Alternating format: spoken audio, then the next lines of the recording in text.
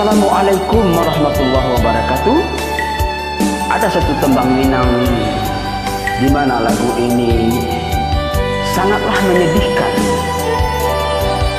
Kisahnya menceritakan seseorang perantau yang mengalami kesulitan hidup di negeri orang, sehingga menjalin hubungan silaturahim bersama keluarga, kerabat, orang tua ke kampung halaman tidak kunjung terwujud. Seperti apa lagunya? Ayo. Oi mande, mano mande, oi mande kandu,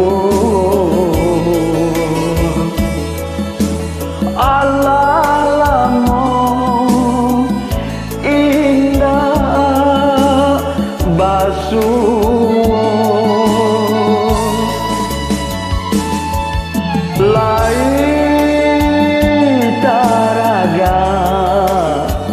badan nak pulang mandeo, pistinang sayun jo apa dan manyu barang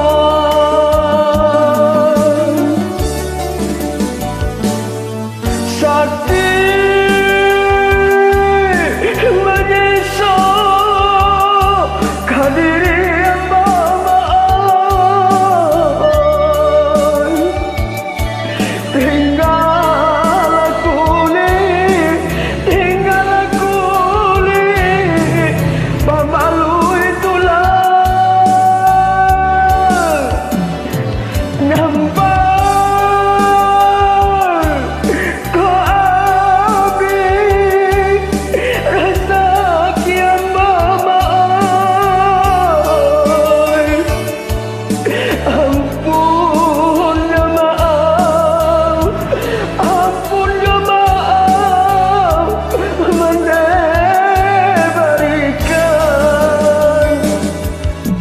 apa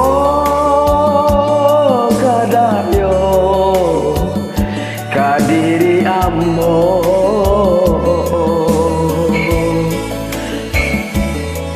hari kari larut dek para sayang malang nande urang yo baku tiko mandeo tiba di amba malang maka panjangan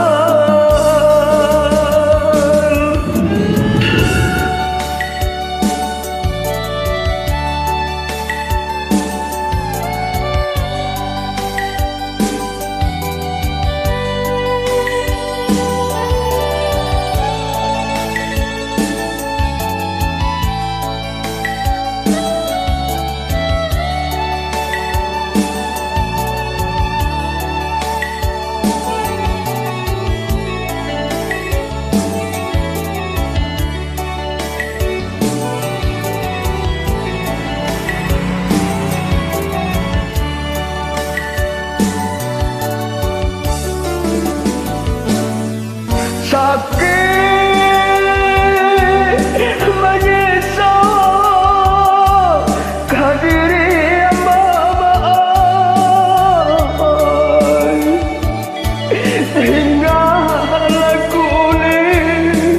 tinggal kulit pembalu itulah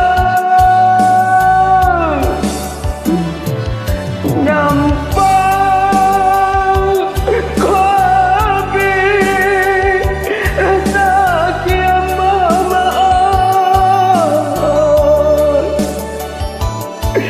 ampunnya maaf, ampunnya maaf, mande berikan santano